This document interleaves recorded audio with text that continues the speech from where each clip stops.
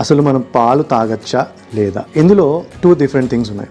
ఒకటి, మనము అందరం చిన్నప్పుడు తల్లిపాలు తాగి ఉంటాం. తల్లిపాలు ఆగిన తర్వాత మనకి బయట పాలు యానిమల్ మిల్క్ అనేది లభిస్తుంది. అండ్ మనకి యానిమల్ మిల్క్ తీసుకునే డైజెషన్ కెపాసిటీ అనేది సౌత్ ఇండియన్స్లో తక్కువగా ఉంటుంది. దీన్ని లాక్టోస్ ఇంటాలరెన్స్ అంటారు, లేదంటే లాక్టేజ్ రియాక్టివ్ అంటారు. సో యూజువల్గా నార్త్ ఇండియన్స్ కానీ యూరోపియన్స్ కానీ చూస్తే వాళ్ళు పూర్వీకులు కూడా మిల్క్ కన్జంప్షన్ ఎక్కువ ఉండేది కాబట్టి మిల్క్ ప్రొడక్ట్స్ కానీ మిల్క్ బేస్డ్ ప్రొడక్ట్స్ కానీ బెటర్గా టాలరేట్ చేస్తారు. సౌత్ ఇండియన్స్కి పాలు కానీ పాలు ప్రొడక్ట్స్ వల్ల కానీ కొంతమందికి ఎలర్జీస్ వస్తాయి, కొంతమందికి బ్లోటింగ్ వస్తుంది, కొంతమందికి ఎక్సెస్ కార్బోహైడ్రేట్ కూడా దానివల్ల రావచ్చు. సో నా రికమెండేషన్ ఏంటి అంటే, మీరు తీసుకునే మిల్క్ అనేది అన్అడల్టరేటెడ్ అండ్ అన్ప్రాసెస్డ్ మిల్క్ అయితే you should consume it safely in moderation. If you think milk is producing bloating for you, then maybe you can consider stopping it, because milk nunchi వచ్చే nutrients అనేది మీరు వేరే